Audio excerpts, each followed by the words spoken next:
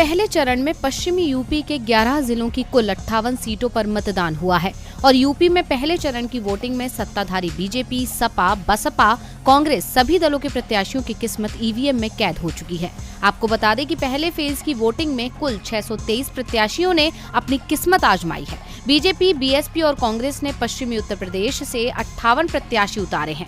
वहीं सपा गठबंधन की ओर से समाजवादी पार्टी के 28, आरएलडी के 29 और एनसीपी का एक प्रत्याशी मैदान में है। 10 फरवरी को जिन जिलों में मतदान हुआ है उनमें शामली की 3 सीटें, हापुड़ की 3 सीटें, गाजियाबाद की 5 सीटें, मेरठ में 7 सीटें, मुजफ्फरनगर में 6 सीटें, बागपत में 3 सीटें, बुलंदशहर में 7 सीटें, गौतम बुद्ध नगर में 3 सीट, अलीगढ़ में 7 सीट, आगरा में 9 सीट, मथुरा में 5 सीट शामिल हैं। आज जिन 58 सीटों पर मतदान हुआ है उनमें जिन सीटों पर सबसे ज्यादा नजरें टिकी हैं उनमें कैराना, गौतम बुद्ध नगर, अतरौली, छपरौली और आगरा ग्रामीण सीट शामिल है, जिसमें सत्ताधारी बीजेपी ने आगरा ग्रामीण से उत्तराखंड की पूर्व राज्यपाल बेबी रानी मौर्य और नोएडा से पंकज सिंह को, तो वहीं कैराना से श्रीमती मृगांका सिंह, अतरौली से पूर्व मुख्यमंत्री कल्याण सिंह के पोते और योगी राज में मंत्री संदीप सिंह और छपरौली से सहेंद्र रमाला को उम्मीदवार बनाया है।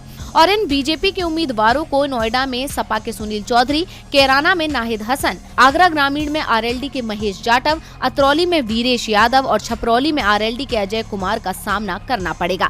इसके अलावा पहले चरण में योगी सरकार के 9 मंत्रियों की किस्मत भी दांव पर लगी हुई है। यूपी के गन्ना विकास मंत्री सुरेश राणा शामली के थाना भवन से चुनाव लड़ रहे हैं। यूपी के व्यावसायिक शिक्षा राज्य मंत्री कपिल देव अग्रवाल मुजफ्फरनगर से चुनावी मैदान में हैं। यूपी सरकार में जल शक्ति राज्य मंत्री दिनेश खटीक मेरठ की हस्तिनापुर विधानसभा से प्रत्याशी हैं। योगी सरकार में चिकित्सा राज्य मंत्री अतुल गर्ग गाजियाबाद से लड़ रहे हैं। यूपी सरकार में वन राज्य मंत्री अनिल शर्मा बुलंदशहर की शिकारपुर विधानसभा से प्रत्याशी हैं। वित्त और चिकित्सा शिक्षा राज्य मंत्री संदीप सिंह अलीगढ़ के अतरौली से मैदान में हैं। दुग्ध विकास पशुधन मंत्री चौधरी लक्ष्मी नारायण मथुरा के छाता से लड़ रहे हैं।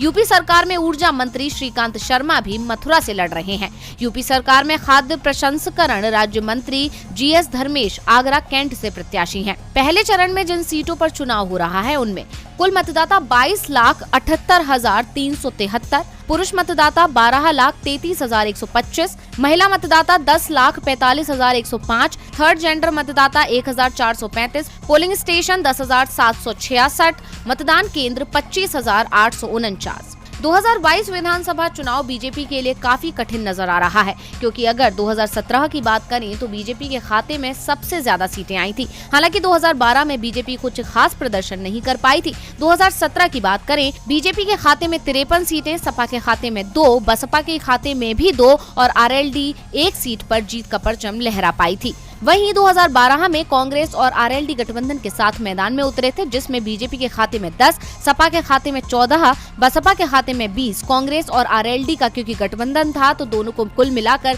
13 सीटें मिली थी। इसमें कांग्रेस को 4 और आरएलडी को 9 सीटें मिली थी और अन्य के खाते में 1 सीट आई थी। ऐसे में मुकाबला कांटे का नजर आ रहा है। सबसे ज्यादा चुनौती बीजेपी के लिए है कि क्या वो दोबारा 2017 जैसा कमाल दिखा पाएगी, तो किसके सिर सजेगा ताज और किसे रहना पड़ेगा खाली हाथ, ये तो 10 मार्च को साफ हो जाएगा।